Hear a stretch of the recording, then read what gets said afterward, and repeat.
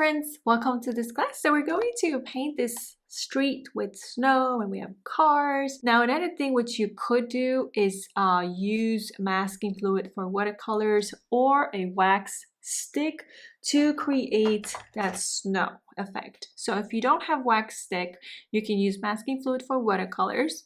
So if you want some snowflakes, it depends how you touch it, but I'm attaching basically the wax to the paper. This is my flat 20 brush, Da Vinci Casanel, and I am using this time washi tape, just a little bit, just to kind of frame it, since it's like a scene, a little different scene. For the first part, I'm going to use my 3/4 size flat brush. So 3/4 flat golden 2, so something smaller, because actually I want to create the first layer here. So I'm going to grab this cobalt blue here, some quinacridone red for the snow, and a little bit of the yellow, okay? You can make it, this is a gray basically, a shade of gray, based on like how much yellow, blue, or red you add. And some parts are really like highlighted. We can see the light from the, maybe not the sun, but maybe the lanterns or something.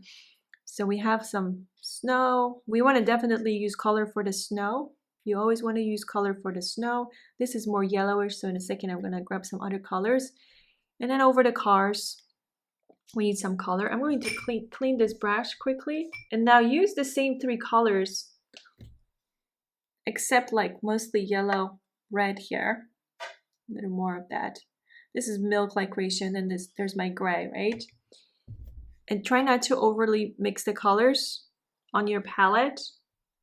And if you have a hard time with the blue, just grab yellow and red instead. And go over the people. Don't worry about like the people because we're going to paint them later. And then more of that, let's say cobalt blue and quinacridone red. You can also use different shade of blue. This is my round 8 golden 1, okay? So what I want to do is now kind of go closer toward the cars. I'm going to grab this Van Dyke brown here and indigo and maybe a little bit of quin red. This is creamy paint. It's just creamy paint. And I'm gonna go toward the cars.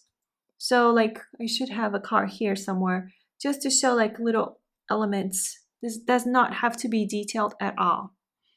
It's just like some shadows just to show like, okay, we have something here going on.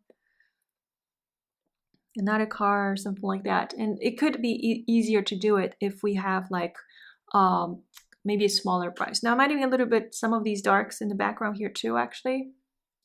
It does feel like it should be a little darker. And I'm going to grab now my smaller brush, which is my round 2 songbird details. I want to work on those shadows next to those people. Indigo, Van Dyke brown, some of the quinacridone red. And, or you can just use yellow, blue, red. That would be just fine. It would be perfect. A little more of the blue actually. And I want to add the shadows right next to these people. So I see shadows like, I guess left side mostly. But there's a shadow here too. As long as there's shadows, and then it'll be easier to add the people later. I think that's good. I'm going to clean my brush and leave it until this is 100% dry. Hey friends, so what's the next step? This is all dry. I would like to wet everything above the car and like up to like above this line here and then above these cars, and then just paint that part of the background. So first thing, you want to have your colors pre-diluted with water, and this is my flat 20 brush. I'm using a larger brush because I just have to wet it above these cars, and this is how I'm going to actually also create or define these cars by adding the background. Some of the Van Dyke brown here, and some of this indigo. I'm gonna grab some quinacridone red, more of the maybe cobalt blue, quinacridone red, and I'm gonna go right above the cars. So that's the first thing I want to do. So I'm going to shape them, and you just kind of want to like, just to give an impression those are cars anyway. I'm gonna grab some of the blue, cobalt blue, some crocodile red, just like before. And I'm gonna go back here to where I have this background. And in a second, what I'm gonna do is define some of these buildings. And it's gonna be all like wet on wet.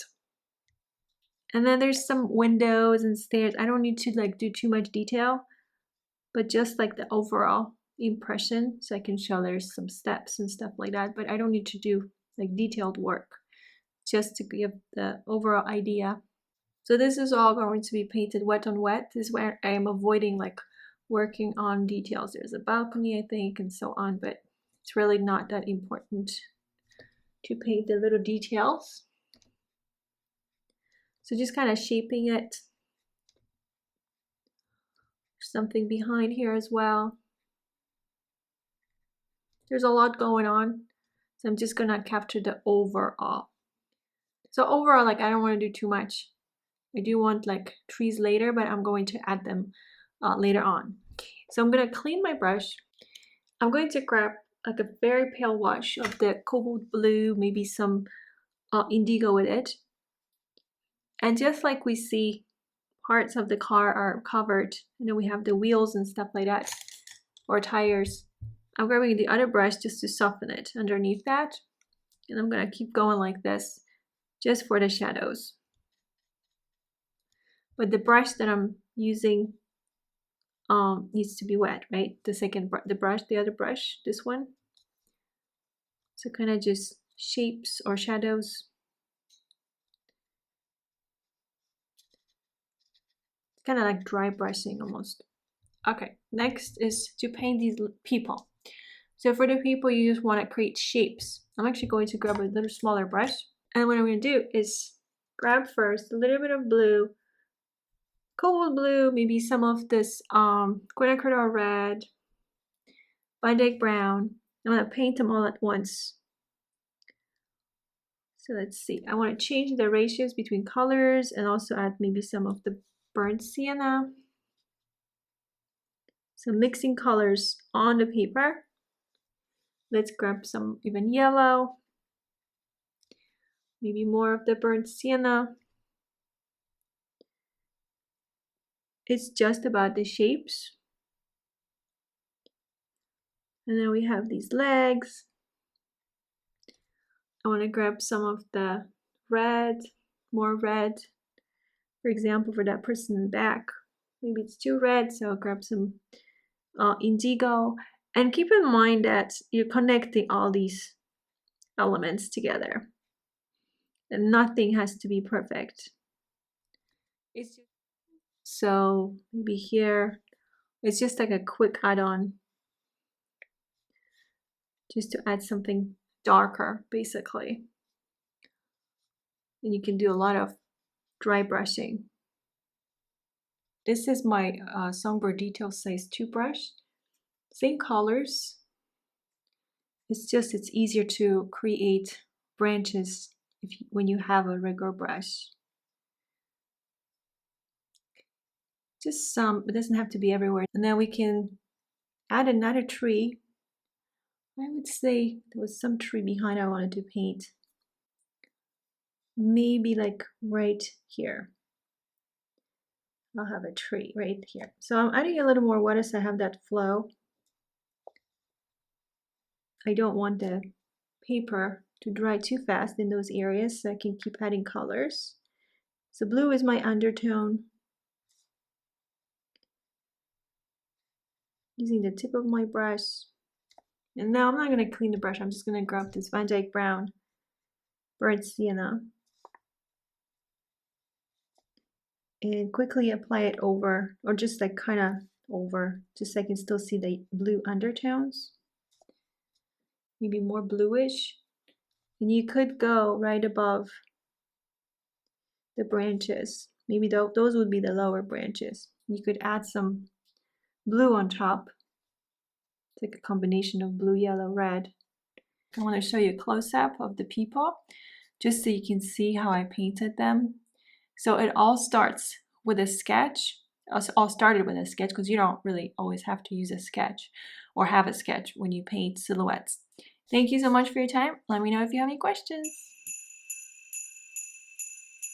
you.